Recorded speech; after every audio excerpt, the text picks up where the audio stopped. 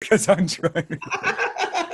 All right. So, Stephen, thank you so much for joining us today. We really appreciate it. I don't know about you, Krista, but I'm super excited to have Stephen join us. Stephen is a husband, a father, has studied business management at BYU. You're a serial entrepreneur. You have so much on the go. You have 2 podcasts. You have Sales Funnel Radio and you have Secret MLM Hacks Radio. You have a couple different businesses. You're a go-to guy for digital marketing strategies. You're friends and colleagues with some of the leading people in online marketing. And so when Krista sent us a link and said, hey, Stephen is taking the time to talk to us, I was like, oh. So anyways, wanted to thank you. And that's the lead in there for it. So I really appreciate it. Oh, thanks for having me, guys. I'm really excited. I really am. Whatever time we get to spend is a bunch of fun. So yeah, this is my pleasure. So really, I'll let you. No, go ahead. No, we wanted to hear about your story and what you're doing. And, us as business entrepreneurs, we're going in all together and we're really a family and we're growing. And we're wanting to kind of hear your story about that and your family and how you've kind of grown in the last 2 years, right? So. Yeah. What's interesting is like, it's so funny sitting and because I was obsessed. I still am obsessed with all the books. I think I dove through and just kind of skimmed through like two or three books this morning. I mean, just like going through lots of stuff constantly. I'm just trying to like drink it in. Yeah. Especially in the early hours of the morning. For some reason, my mind's more sharp then. And spending years doing that. And then, getting married and you're sharing the dream with the spouse and you're like, this is what I'm going to go do. I'm going to take over the world, babe. And she's like, cool. What does that mean? And there's like this element of, for anyone else who's married out there or has a significant other, you're constantly reselling yourself on your dream, but especially when you have someone else as well, you're also reselling them. And that can be challenging and it can take time. And there's been several people who've reached out to me and they've been like, Stephen, you're so lucky. How do you have a spouse that supports you like that? And I want to know, like, it was not always that way. I'm not saying she didn't support me, but I sucked at explaining it. So I'd be like, this is what I'm going to go do. She's like, wow, you're going to quit your job. And I'm like, wow, that was a bad thing for me to lead with. I shouldn't lead with that. You know what I mean? Like, I was so bad at explaining it because my brain's like 24/7 inside of it. This is it. I'm so excited. This is it. And so anyways, I think there's 2 sides of the coin for it. Constantly reselling yourself and then going in and saying, hey, spouse, significant other, this is what I want to do. This is why I want to do it. This is why it matters. And we'll just take it at baby steps, and that's totally okay. And my wife and I were completely in sync now. It's really, really fun. We share dreams and we push forward on it. And so anyways, it's funny because I know your question was about like the, more the journey part of it, but I feel like that's been a big piece of it lately is my wife and I have actually grown extremely close together over business. Yeah. And in the last little bit. And while I was studying all these books and going deep into it, I had to learn how to explain what I wanted to do way better than I could before. And with some finesse to go out and just do it. So anyway. Yeah. You know what? I can totally relate to that. And it's funny because I've always been, when I look back, an entrepreneur myself. Mm-hmm. Like when I was a kid or even in my younger days, I did off the cuff stuff or whatever. But I worked in the corporate world for 15 years. Mm-hmm. Well, he was the entrepreneur, right? Yeah. And I remember having this burning desire to like leave the corporate world for a long time. But it was like, you have a good job, you have good pay and all that stuff, and you kind of get stuck in it. And it took me probably like almost 3 years to even allow him to have the conversation with me to be like, okay, in a sense, right? And he's like, what do you want to do? And I'm like, I don't even know, but it doesn't matter. I just know that I'm going to make it work. Something different. Yeah. Right. So it's funny. So then we ended up, I ended up leaving my corporate job about 4 years ago and stayed home with my kids. And I started my own business, an online boutique. Sure. And he has his business. So we worked our businesses separate. Yeah. Right. Yeah. And what you're talking about is very interesting because we're right in that spot right now where now we're going all in together. So we're selling our businesses and we're focusing together. And like we've been together just over a decade, and it's like a whole new level of relationship.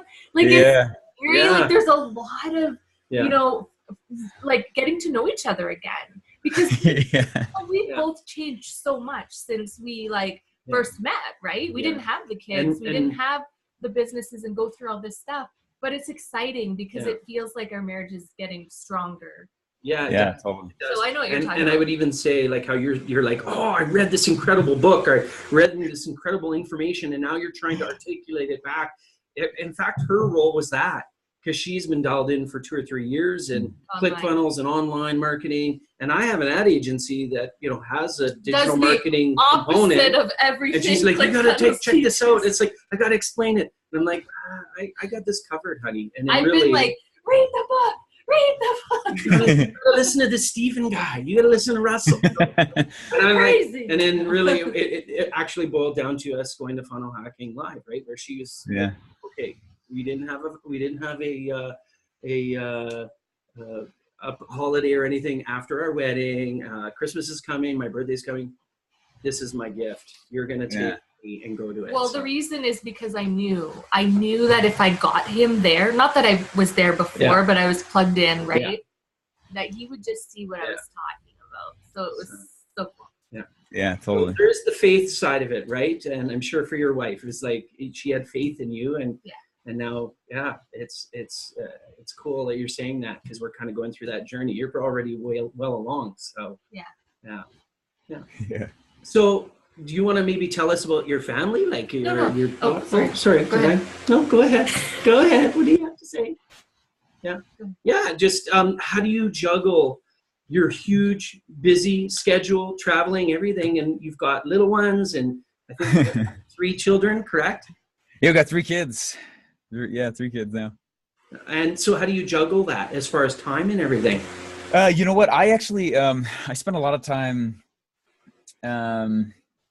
So I had this realization when I was in college, right? I was just telling my sister this, right? Restriction of time creates great systems. And so if I don't have a lot of time, I need to lean into that instead. And so I realized that when I was in college, in the Army, married and a kid, you know, it's like all this stuff and trying to do a business. And so I got really good at looking at the areas of my life I could not slack on, but still needed to, you know, how can I cut up some stuff out? And then I started realizing, like, for me, like the evening time, that's where, you know, I should spend time with my wife, right? That's a great place for me to do that. And also for the, you know, my little kids. The morning time, though, I've noticed for me, that's a time I can take advantage of. So I've tried, I'm not always amazing at it, but I've gotten a lot more disciplined in just simply going to bed earlier and getting up way earlier, because those are uninterrupted hours in the morning. And my brain's sharper than anyway. So I'll get up and do self-care things, right? I'll run or work out. And most of the time I'm sitting there and some people are like, how do you learn all the things you do? I'm like, well, I'll listen to music a lot, but honestly, I just choose to. It's really, it just comes down to that. I put headphones in and I'm listening to books at 2 or 3 times speed. I'm listening to podcasts. I'm just cramming stuff in. I'm not just watching people's products. I'm watching how they're selling them. I'm very active, and I want to be the best student of my own learning. And anyway, so that's easily one. Anyway, I think when people say, like, I don't have any time to do it, like, I don't believe them. I think it's a lie. I think they're being lazy. And I think you need to sit back, you know, if anyone's listening to this, like, and you're like, I don't know if I can figure out some time, like, understand that that's a lie, and that's okay, but it is. And you got to call your own BS a little bit and say, like, look, I'm wasting 4 hours a night and I'm freaking Netflix, you know, and that's fine every once in a while, but you got to sit back and be, where am I being lazy? And that's okay. Again, every once in a while, but it's okay to be tough and be mentally intense with yourself a little bit. So as far as managing it, I like to plan things in the future with the family, and I make a big deal of them on the way to the event, meaning the weeks and the months leading up to the whatever it is. Just as much enjoyment in the anticipation as the event itself, right? Or whatever it is that you're doing. I like to go in and say things like, in the evening. So I have a sign on top of my door, because I work from home right now, because I don't need an office. Like, it's a really cool lifestyle because of the internet, right? So, but when I walk out, I try and put my dad hat back on and actively engage with my kids in the evening. again, not always perfect at that, but like, that's what I'm trying to do. So when I play hard, right? Because I'm with them and they want that time from me. As far as managing it. And then one thing, because I did talk to Russell about this when I first started working at Clickfunnels. And I was like, hey, how did you, I asked the same question. I was like, how do you manage this? And he said, I've noticed when I have this huge deadline coming up and there's this huge thing coming up and I know it's there and I don't communicate that. And there's a night or two that I'm going to need to work late and that's not communicated weeks ahead of time. There's fire in the village, right? It doesn't go well. Instead, when it's completely opposite and I'm like, babe, look, in 3 weeks from now, I got this 2-day thing where I'm going to sprint hard. You're not going to see me, but I can buy more goldfish because of it, right? then it works out great, you know? And my kids think I work because of goldfish. I still tell them, I'm going to go to work. Why? Because like, we got to buy goldfish. They're like, oh, okay, goldfish. Dad, go get goldfish, right? Anyway. Of course. It's their commodity. There's several ways to it, but I don't think there's one correct answer. Just transparency is, I think, the biggest piece. Wow, that's awesome. Yeah, I know we're working through that right now. We're trying to do it with purpose, and we struggle because I'm like the 5 a.m. guy. It's like, okay, I'll get on the elliptical, I'll listen to some information, and she's more of the night owl, right? Yeah. So I'm actually like, actually 2 weeks now, I've been trying to purposefully like go to bed earlier, get up earlier, but I've always been more of a night person, right? Like that's when my brain starts. So it's been really hard for me, but for the balance with the kids and stuff, that's the only time I need to do it, right? To be at my full. So yeah, that's been another interesting dynamic. And then he was always out of the house working, right? Yeah. So now he's home with me too. And I think for the first week, I was like, this is awesome vacation. I don't have to do anything. Like, take care of the kids. But then it's like, no. We have to be even more focused. Yeah. We need to 2x what we're doing. Yeah. So it's interesting. It's fun. So do you find it when you do that where you kind of like play hard with the family? Like I struggle with, okay, we've got this family event, but the struggle of being present. You know what I mean? You're there physically, but if your brain is going all the time, it's like being present is sometimes also a challenge, like especially if you have a whole bunch of other deadlines, things going on. So, that's something that I struggle with. I know. Do you have that same challenge? Because it sounds like your brain, just listening to you talk and how you assess things, and it's like, I'm sure your brain's going a million miles an hour. So it's like, okay, I'm with the kids and we're going to get, a goldfish. We're going to get goldfish. Yeah, there's so I went on one of those LDS missions, right? I went for 2 years, and I was one of those guys in a shirt and tie, and it's supposed to stay really focused, right? It's supposed to stay really focused for, and so I didn't want to, but it was starting at an early age for me. I couldn't stop thinking of business ideas even then. So what I did, and I still do it now, and it's one of the reasons why I think I can be present. I don't shame myself for having the idea. That's dumb. And I think that's when people will start to go down the hole with it a little bit. Like, why is that bad to have a little permission on what it is that you should be doing or what? And so what I do though is instead I sit down and I always kept a little notebook with me. It's this little, I still have it actually. I think it's right in here. It was like 10 years ago. It's this little notebook, and I would just write down the idea. Boom, it's out of my head, and I'll give myself license to forget it now and put it off to the side. So sometimes I'll still do, like, I use Trello, and I've got it on my phone. And so when I've got a cool idea and I'm like, check this out, this is awesome, right? I'll go in and just write it down, get it out of my head. Or because most of the time it's podcast ideas. I'm like, oh, that'd be a sick podcast idea. And I'll start to flesh out the podcast in my head when I'm playing or coloring, or eating goldfish. And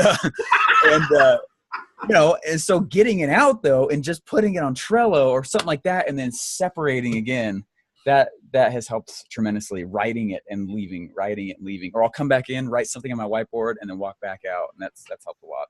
Yeah. That's a great idea. We had a great idea yesterday, and I was like, okay, I'm looking everywhere. All I can find is a purple crayon in our house right now. Yeah. On the up stories. So it's like, okay, I'm going to write this down and put it aside, because if we don't, either you're hanging on to it and thinking, or you lose it. And then does it ever come back from the universe? Right. Yeah. So you could see, the struggle. So. Yeah. You'll lose I it. find, like, for me, I'm a very creative person and thinker. So my brain is like always going. And we actually did a whole wall in our basement in Whiteboard because paper's not big enough for me. Like, I have to get it out or I feel like I'm going to explode, right? Yeah. And I'm not a neat writer. I never have been. And I, like, when I was in school and I would take notes, I didn't take notes on page 1, 2, 3. It was like page 1, whatever opens the net. Like, I'm not an organized note taker, right? I am not either. Right? Like, get it out. And it's, to me, that's how I express it. And, you know. Yeah. Now there's 10 feet of colorful, you know, sketches of everything all in our basement. And it worked. Yeah. It's actually perfect because I thought, like, for the kids, right? So they, while we're doing our stuff, they can draw their stuff below, you know? What seems to happen is that sketching is getting taller and higher. They keep growing. I don't know what's They're taking more of the real out estate. of the boundaries a little bit. Yeah. Yeah, I totally understand. I got 5 whiteboards in this office here, and they're constantly just brain dumped all over the place. And there's a guy who came in here sometimes I do local masterminds at my little home office here. This guy walked in and he goes, I feel like I'm walking in the movie A Beautiful Mind. And I was like, that's honoring and freaky. Are you real? Right? And anyway, hey, one of the things that really helped me also that I've noticed, and I just thought of this while you're talking also, like I always made fun of meditation. I thought it was woo-woo and like, I don't know, fluffy. And I've been turned on to the whole Alex Sharfin realm for a little bit. And I'm actually flying out to his house here tomorrow, and we're going to meet and hang out, and I'm excited. And he's been having me meditate. And what I've been noticing, because I mean, what am I just going to fall asleep sitting up? Is that what this is? You know what I mean? And I always made fun of it a little bit. But there's these tools he's kind of given me in order to go do it. One of them is this cool headband that tells me when I'm starting to get unfocused. It's really cool. And so for a few minutes in the morning, a couple times a week, I'll do this like 5 to 10 minute meditation. That's it. And what I've noticed, what it's done is it's actually helped me control when to unleash the creative spur and when to be present in the moment. And so when I want to, but it's cool because it's like almost, I'm starting to, it's not there yet. It's starting to turn into like this creativity on tap thing where I'm like, now it's time. Whoosh, and it just starts kind of like, this is awesome. And I put headphones on and I've got vitamin C caffeine running through my veins. And I'm standing in front of the whiteboard. I'm like, holy crap. Oh, look at the visions everywhere. You know, and I'm like, this is awesome. And then I can turn it off when I need to. And I got my mental fix because it's totally a high. Yeah. And anyway, that's helped a lot. That's awesome. You know, we've actually recently started plugging into the meditation thing too. Mm-hmm. And really it's because we're, you know, we know we need to start focusing and not letting all these other things pull us in other directions. All the noise. But I had the same thing. Like, it was like, oh, we need to do it for an hour a day. And when, like, we have to be doing yoga or something. I don't know where these false beliefs come from. I have to be doing Protein Tiger like, and sleep while I'm doing it. In the park. Yeah, with everybody watching me. Like, no. Anyways, but yeah, we actually did a really good one the other day. And it was 20 minutes. And that one was actually a little bit woo-woo. But it was really cool to... to do that in purpose. And I've been doing at night just short ones as well, like before I go to sleep. Because I like to listen to podcasts at night and then my brain starts going retarded. So I have to switch that. Yeah. Yeah. So you're brave. I can't do that in the evening. Well, I'm realizing actually I can't, or I shouldn't. You don't go to sleep, so then you're percolating. Yeah. So I know our audience and us especially are very excited to ask you, like, what would you say is your real superpower? Like, what's that? If you could nail it down to one thing, what would that be? I always tell my wife I suffer from insatiable curiosity, but which can come with the two-edged sword as well. But a superpower. I don't know. I like to take things. I started this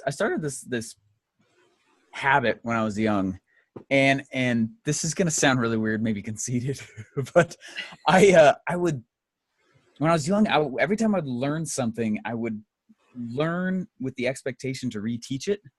So I learned it on a deeper level because I had to teach it again, even if I didn't have to. Yeah. And what I would do was I would always envision myself reteaching the thing I'm really geeking out about on stage. And how would I keep people's attention, and how would I reteach something then, or how would I make it so it's interesting? How can I teach this concept that frankly might be purely boring, right, in a way that is engaging and fun? And I feel like, I mean, I build a lot of funnels, but a lot of people do. And I feel like the thing that's been my superpower has been learning how to learn for two, which I would never have said that probably until this exact moment. So thanks for asking me that. But like, I don't know. Because running hard, a lot of people run hard.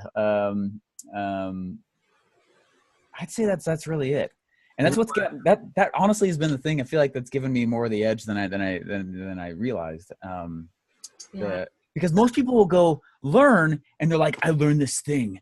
It's my job now to keep it. It's my upper hand. Knowledge is power. Garbage, not true. Knowledge is power. Like, and that's completely opposite of what you should do with it. So I teach. Some people are like, what is it going to be like when I come in and I hang out with you again? It's like, it's going to be exactly like what you hear on my podcast. I literally tell you everything. There's no difference. There's no secret. There's more crap on the floor than you probably expected, but besides that, it's going to be the same thing. Yeah, like I'm wearing my pajama pants right now under my dress because you can only see this part. There you go. Exactly, right? Like, nice choice. Actually, I think you hit on a really huge aha, right? If you're able to teach something, it's like becoming the master of something. You can learn, but that whole level and layer of being able to teach it and communicate it is taking it to that next level, right? So that's super cool to think about, like really detailed mastery mixed with being able to keep it simple. Yeah, absolutely. Yeah. She's the one who does that. I make things complicated. Yeah. I'm like, let me fix this. Let me fix this. Yeah. So is there? I have a question. Oh, okay. You're not even letting me talk. I'm just excited today. I know. So I just wanted to quickly, because I've heard you say something before that completely resonated with me. And I don't even know if it was online or at an event, but I heard you say before about your voice and finding your voice. So like, be you and be louder. And that is something that I, hold on to and kind of use as a voice in my own head every time I start to feel like I should shush my message a bit, right? Yeah. And I'm like, no, Stephen said, right? So I don't know if you can take a few minutes just to like talk about that, because I think it's like, I think it's important. And it's a part of also, especially if, you're online or just period, like you gotta be yourself and share that with people and the stuff that Yeah, absolutely. Yeah. This all comes from one of my favorite topics ever, which is that whatever it is that you feel like is your obstacle, whatever you feel like is the thing that's keeping you back, is actually the path. But most people don't look at it that way. And so when you, for example, in high school, a lot of people don't know, I was 35% body fat. I was a huge guy and had easily double chin, totally working on that triple chin though. And I was a big kid. And one day I realized I hated it and it's hated what I was doing. So I just started lifting every day. And in 9 months, lost 45 pounds and completely changed my life. I had zero confidence. And I think some of it had to do with that. And I got voted the nicest kid in high school. And when I graduated, and it shocked me because in my head, I was not that way, right? I was a little rage machine on the inside, but no one knew any different because I had no confidence to say otherwise, right? And so no one heard me speak. No one heard me say anything. And so I started doing things to try and get me out of my comfort zone there. And I literally did door-to-door sales to learn how to speak to people. I did door-to-door sales to learn how to sell. I didn't care. I was willing to go through the harsh objections I was going to go through door-to-door, which is part of that nature of that, in order to learn how to speak. Starting the podcast, right? I went to Russell's funnel hacking live event and the first thing he says is start publishing. And I was like, absolutely not. Right. But I show up next to him and he's like, and I'm sitting this far from him, literally, we're sitting back to back and he's on his phone all the time, right? Going, what's up, everyone? It's Russell Brunson, right? Then he gets his podcast mic. What's up, everyone? It's Russell Brunson. Then he's on his blog. What's up? It's Russell Brunson. And I'm like, there's something to this. And I started trying to do it. And I realized, I was like, I got to be willing to suck in order to be good and get over it. It's a pride game. Funny enough, it's with yourself. And what I find usually it comes from people's it's a conditioning that happens, I feel like, to us when we're young. And I'm never going to be the guy that like badmouths school. I think it does the best it can for what it's been given. But we totally learn how to compare ourselves to the top, right? Not our top, other people's top. And because of that, I start putting my self-worth literally on other people's capabilities and what they have already done rather than my potential and what I've been doing and compare it to my past. And when I compare to my past, I got a lot of things to be excited about and thankful for. When I compare it to where other people are and my values there, it's an ideal. And ideals never, you can't measure an ideal. They change every single second. And because of that, I don't know when I've gotten there. I can't measure progress. It's the fastest path I've seen every entrepreneur hit depression with, is by comparing themselves like, oh my gosh, well, Russell's this. Oh my gosh, I'm not. He's like, yeah, well, the dude's been doing it for 14 years, right? You've been doing it for 4 freaking days. Give yourself a break. You read the book. Great job, right? Just compare you to you in your past and history where you've been. And suddenly it's like, oh man, I love that. And like, so before I learned those things though, I really wanted to go to Russell's Funnel Hacking Live event so bad. And we were poor. I mean, we just had nothing. And I was sucking at explaining what I wanted to go do to the missus, and understandably, she was cautious, you know, and I totally get that. And I said, I need to figure out how to afford this. And so I started building funnels, right, for plane tickets and funnels for hotel nights and funnels for the event tickets and bootstrapping my way there. And when I got there, I ended up getting literally that was over the course of 11 months because I had missed the first one. When I got there, I got 5 job offers from Clickfunnels, which I was never expected to work at Clickfunnels. Yeah. That was not on my, right. But when I got there, they're like, do you build funnels? I said, yeah. He said, Russell wants to see him. And I was like, are you kidding me? So I sent over all these URLs of all these funnels I've been building that were successful. They're actually running. They were making money for the companies. And he looked at it and he started going on through it. And I went thinking I was interviewing for a support role. That's actually what I applied for. I was like, look, proximity's power. Let me just get near them. And so I was like, it was weird to me that they're having me meet with him. They didn't tell me anything different. So I sat down, and for an hour and a half, he and I just spoke and started driving away. And they called and they said, will you be Russell's funnel builder? And I sat thinking about it. It wasn't until a year later, after I've been working with Clickfunnels, that I realized I would never have worked at Clickfunnels if I had the cash to pay for my first Funnel Hacking Live. Yeah. If I did have it, there was not a chance I would even probably be sitting here in front of you guys. Not a chance at all. And it has to do this. I keep this on my desk. It's a coin, right? It's a coin. It says the obstacle is the way, right? And whatever, and on the back, right, it says the impediment to action advances action. What stands in the way becomes the way. And which is so true. And so like whenever someone's like, I don't need time, man, lean into it. Good. Right. That constraint will create amazing systems and powers in your life. You know, I can't speak, man, I couldn't either forever. Don't worry about it. Be willing to suck to learn the game, you know? And so anyways, I get passionate about that topic. You obviously opened a can there, but whatever it is that you're bad at, if it's a disease, even if it is a mental thing, if that actually is your superpower, and other people can't replicate that, and it is your own voice, and it should be what you be speaking about the most. And that's what I mean when I say like you be you louder, and everything gets better. But it takes you being okay. Like there's a lot of self-discovery involved with that. Can I learn the confidence that I need? Learn confidence in what I think is my weakness, which really is close. It's a strength. Yeah. No, I love that. Thank you for sharing that. That's awesome.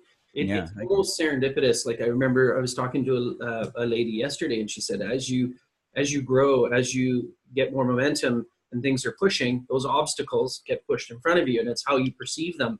It's like, you know, if you didn't move forward, you might not have obstacles, right? Well, you wouldn't. You wouldn't. Yeah. So you want problems. You should try and seek them out. Yeah, and own them, and grow. So that was awesome. So thanks. I really appreciate it. Here he's like dropping bombs. Do you have any questions for us? I don't know, one question, maybe? Yeah.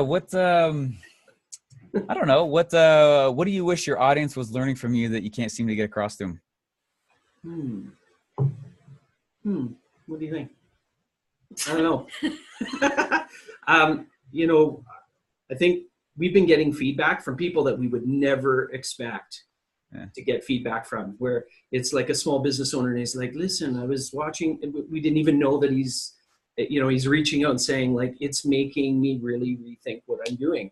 And so, I don't know, I just feel like if we can connect with people and inspire them and go through our, journey and our struggle, and be able to inspire people to, become an entrepreneur or to, do things that they normally wouldn't, then we've done our job, right?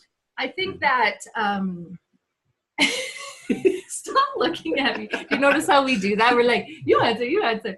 So, it's funny because we're actually in the middle of the transition of really detangling the business with his business partner and all that kind of stuff. So we haven't really even like pressed the gas too much because there actually isn't a conflict between the two, but some people are viewing it that way, if that makes sense, right? But I think at the end of the day, like we want people to understand now, because we have, we do have clients, but they're not actually, this is being recorded, I'm not going to say that.